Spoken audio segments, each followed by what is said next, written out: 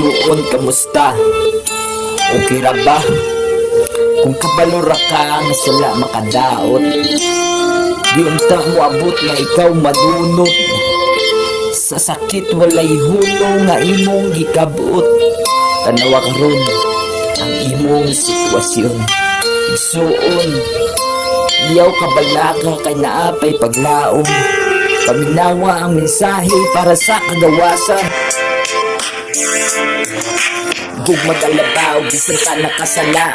Tungod sa gugma o kaluin sa kalibutan. Hihatag ang anak para sa kaluwasan. Salamat sa Ginoo nga kita nahugasan. Ang Ginoo ni anhi para sa makasasala. Iyaw gidi kundi mangimong kaugalihon. Ginoo nga dako o gamhanan sa tanan. Sa kanhumay kapasaylo sa mataong sincero. Maunga mundo para ikaw makasaylo. Naapay paglaom sa naay gininawa. Iyaw kundi kay ikaw gigugma. Kanunay sang naminaw kung ikaw mo sumbong. Ang Ginoo may gugma sa tanang mga tao. Yeah.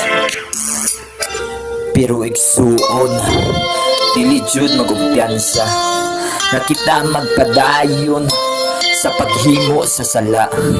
Kay kita gilimpyuhan, pinaagi sa dugo.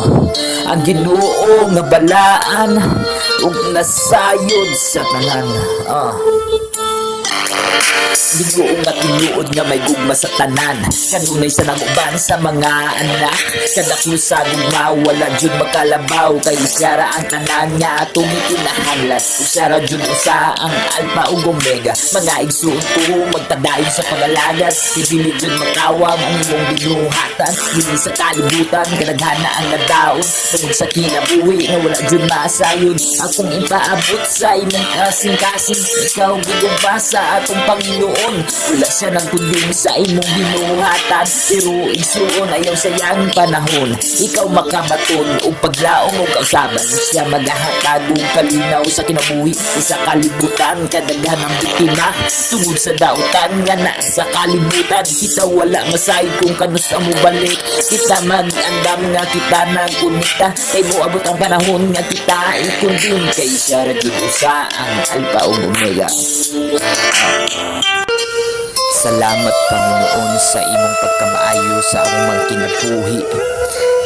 Ang kamigikan sa kangit-ngit imong gihugasan padung sa kahayag. Walay susama kanimo. Grasya ra ang tanan.